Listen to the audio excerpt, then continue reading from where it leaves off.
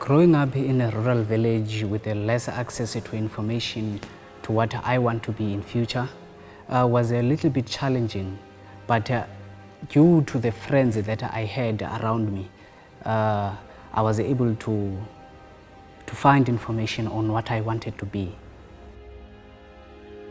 Most of us, we are all financially disadvantaged, and then when we come to varsity, we come here with our many A's, but then we find out that the level is not the same, and then that's why most of us get excluded, especially during our first year. So I think it's important for all first years to have mentors, to have someone to be there to guide them every step of the way. 2010, 2011, I had the luck and privilege of being elected SRC president in this campus. And then I had a colleague of mine from an area called Mkanduli in the Eastern Cape. We decided, how did we get to Wits? Because we knew a lot more people in our high schools who did 10 times better than us. And secondly, we then asked ourselves, at the time we were now doing our honors, how did we survive given that the bulk of those we started first year with were no longer studying? And then thirdly, and finally, how do we duplicate whatever we think went right in our academic career or in our evolution as students from first year all the way to wherever we were at the time? So we decided to say, no, we will duplicate whatever we think went right in rural communities, and that way we'll be able to manage a transition that moves from a rural community into an institution of higher learning. When you are inside an institution of higher learning, try and assist you to not drop out. The National Students Financial Aid Scheme funded 656,000 students between 2000 and 2010. By the time they did a review in 2010, 67% of those students were no longer studying, had dropped out. So 67% of NSFAS receiving students did not leave with a qualification. Hence, the second question, how did we survive? Coming here, I didn't know anybody, nobody to talk to. So I think it is really important to have someone to mentor you, to show you how things work. It is very important because it plays a big role in your academic status. I'm sure some of you have walked into your classrooms and the lecturer is asking you one of the most dumbest questions they ask when you arrive. Say, look in your right or left, and two of you will not be at the university. It's absolute bullshit. It does tell the lecturer that we are not going to follow statistics. They remain exactly that, just statistics. Can third years and second years raise your hand?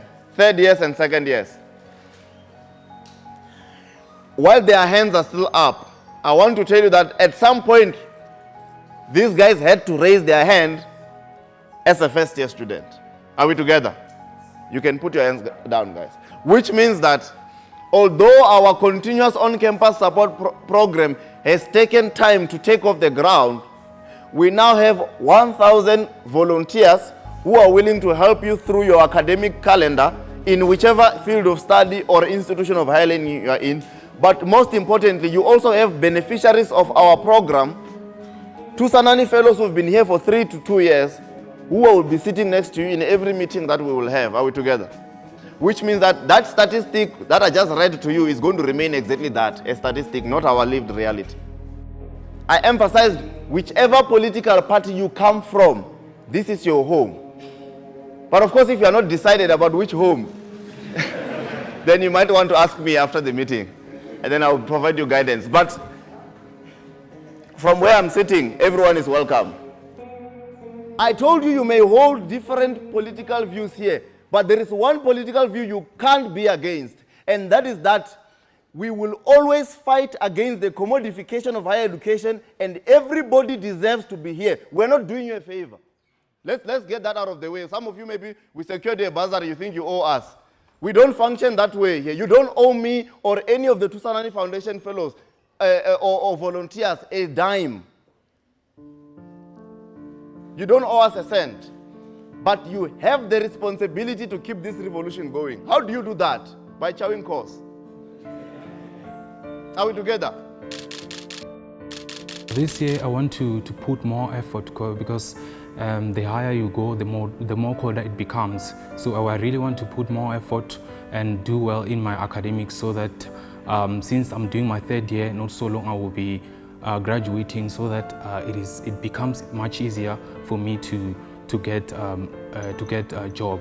And also I want to work hard such that I will be able to get work in June or December. Thusanani Foundation runs what we call a scholarship fund with no funds. We don't hold funds. We don't have funds.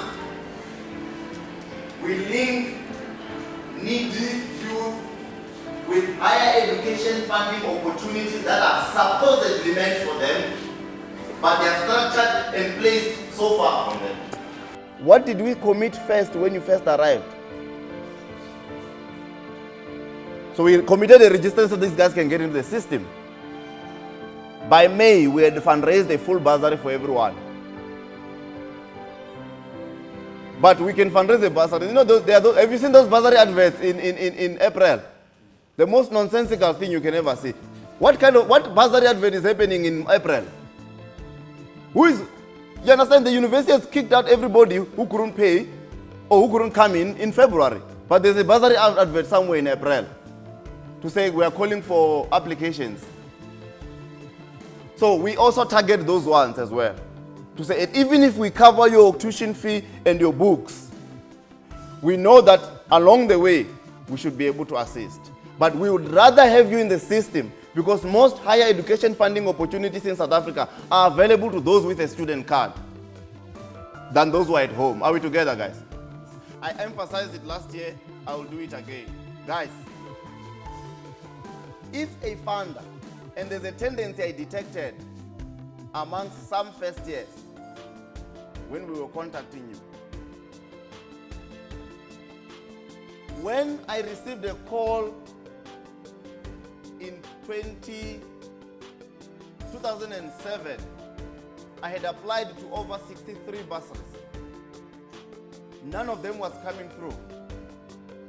But at the beginning of the year, I received one call. By the way, I always had my phone on me.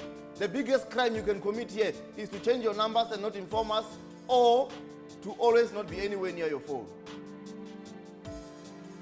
I received a phone call from the Limpopo provincial government.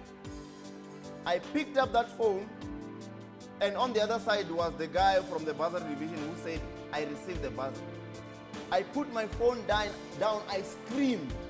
I went back to the phone, and fortunately he was still on the phone. But that's not the point. The point is, I would have killed at least 5 people for that bursary. Which means my conduct in this campus must be consistent with that reality. You will find some people beginning to behave as though they were born to be adverts. Like it's a natural progression for them. For me, coming to Joburg is already a goal already that I've set for myself and that I've achieved. This is my first meeting. I only got the SMEs today. The man from Thusanani came to our res and told us about it, and because for the field of study that I'm doing, it's very hard to get bursaries, and fees in adverts, it's too much. So from what I've been told and the promises that I was given, it places me in a much easier spot, because I feel now I don't have to worry about anything. I just have to study more. You are officially 900 Thusanani Foundation Fellows in 20 different universities, with a pass rate of above 88% across fields of study, across institutions. I want to believe that at the heart of your success rate is your attitude towards your studies, because you know the gap or the line between Wits and Jorison Street is thinner than you think. It's much thinner than you think. But again, I'm just, typical 26-year-old, almost the same age. So when I speak, whatever I'm saying is not important. It only generates or derives importance based on what you do with it once you have received it. Otherwise, I can talk. Anybody can say anything. I actually started last year when I was doing my my second first year.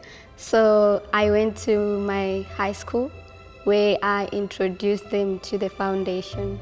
And so I'm hoping that through Thusanani guidance to the high school students, they will be able to get like good marks so that they can be admitted to universities. With those few words, I'm going to leave you with this quote, which is, for me, describes what and why we're doing what we're doing. It says that silence in the face of evil is itself evil. God will not hold us guiltless. Not to speak is to speak, and not to act is to act. In summary, we can easily rhetoric about trying to get you inside, but in the process, we must demonstrate what we are willing to do. We want free education today. And when we say fees must fall, those of you who are new, we are not saying they must remain where they were. I don't know which English you are using. When something falls, it goes down like this. So we must question the structural makeup of how degrees are even costed in these universities. And we must make sure that the wealth of this country is used to take us to university or TVET colleges. So whilst you are here, you will not be apolitical. Say, no, those who are protesting, they are protesting by themselves. It's one of the few things that can lead to you losing our scholarship. That one was not a joke. If you think those who are protesting must protest by themselves, or if they can't afford, they must go home, we will start with you. You go home first, maybe we'll give it to someone else who deserves it the most. My name is Manibongwe Ndwaba. I'm from Western Cape Town. My name is Witwatersrand. I'm from Limpopo, rural areas of Venda, and I'm currently doing second year in the University of Johannesburg. My name is Mabasa Ishluke. I'm originally from Limpopo, but then recently I've been staying in Gauteng. I'm doing my first year at Wits in chemical engineering. I am Ndamira Machiri from the rural area of Venda in the Limpopo province. I'm currently doing my third year in civil engineering at the University of Johannesburg. In Thusanani, we came a long way since June 2013, and since then they've done a lot of things for me, from taking me from the high school where I was studying to university. Through their mentorship and funding, we were able to break through that gap between Model C schools and, so I think I'm grateful, and I hope they will continue to help even more. I am Forupero PCGA from Limpopo in a rural area called Mangani, and I'm currently studying at University of Johannesburg, doing second year under the studying BA in Public Management and Governance. I hope that they continue to help more young students and more young rural kids who are like myself, who are financially needy but academically deserving. So you are going to be actively involved in social justice activities on campus in order to improve the lives of those who are next to you. Now, here's an instruction. It's a directive. It's another thing that if you do not adhere to, you can simply lose your bursar. All of you, next year, you must bring with your hand one person from your village to this campus. We are done here. One person. Thank you.